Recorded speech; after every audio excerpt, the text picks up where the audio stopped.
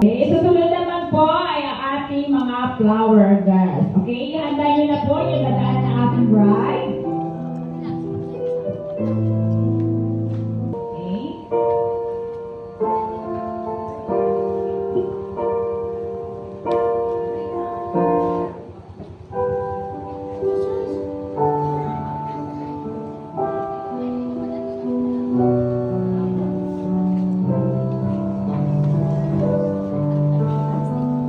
Okay, now, ladies and gentlemen, I present to you the bride, Miss Rosa May Lagan, together with her parents, Mr. Dorito Lagan and Mrs. Edelina Lagan.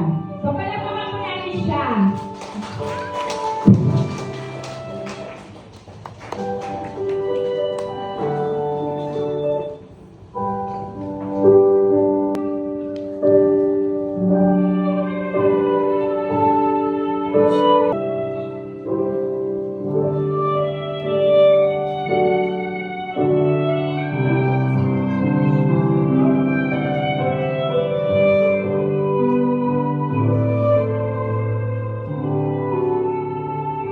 Ang lalaki at babae po ay pareho na silang nagtutulungan. At para lang magtaguyod ang kanilang pamilya. No? Merong, kumbaga, hanggang mayroong kakayahan ang bawat isa, ay sila ay mas magaan kung magkasama sila o nagtutulungan. Magkasama sila, katuwang ang babae sa pagpapalaki ng mga bata, kasama ang katuwang ang babae sa lahat, no? Sa hirap at ginhawa. So, mahal, ngayong kakasal na tayo dapat masaya lang. Kasi nga ito na yung hinilay natin dalawa. Mapaalam man pero ikaw na yun. Sabi nila na kapag papasok ka sa ganitong sitwasyon ay sobrang hirap. Pero alam ko makakaya at kakayanin natin. Mamahalin kita at ang magiging pamilya natin. Kung saan doon na tayo na magtiwala sa isa't isa. At maging matatag lang ang ating samahan.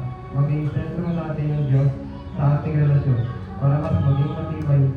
Hindi man ako mayaman pero pinapangako ko na sa isang araw 3 beses kayong makakain. Dumating man sa puntong di tayo nagkakaunawaan, ayusin natin agad. Pangako na hindi kita sasaktan. Aalagaan, hindi pababayaan. Basta mahal, walang ibang pagtutulungan kundi tayo ng dalawa. Gagawin ko ang lahat ng aking makakaya para sa ikakaayos ng ating pagsasama. Mahal na mahal kita, makakaya natin ang mga pagsubok na harapin natin dalawa. Salamat dahil naiintindihan mo ko sa lahat. Yun lang, mahal. Ayan. Una sa lahat, gusto ko magpasalamat sa mga taong nagmamahal sa akin at sa pagmamahal mo na binibigay sa akin sa mga advice, sa lahat ng mga concerns mo sa akin.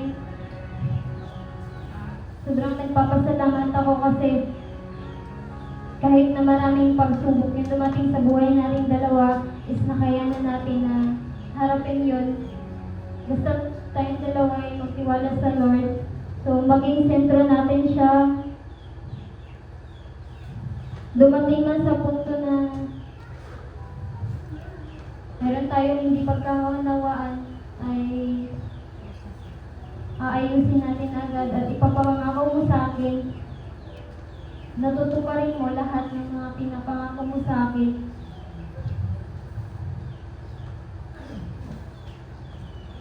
Sorry kung minsan hindi na ako maintindihan sa lahat sa ugali ko.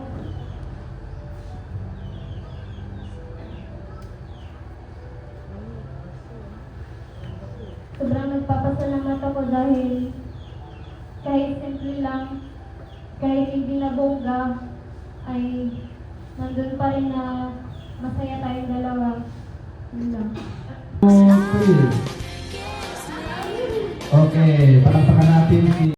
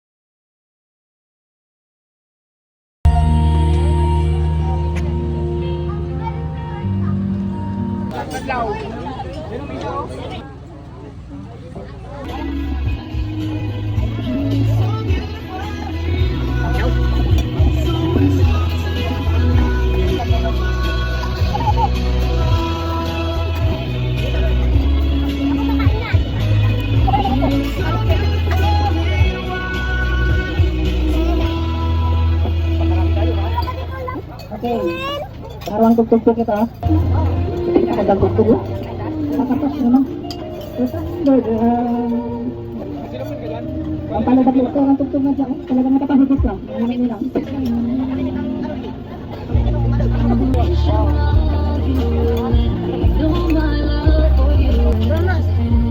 Let your parents feel my love, telling everyone you marry me.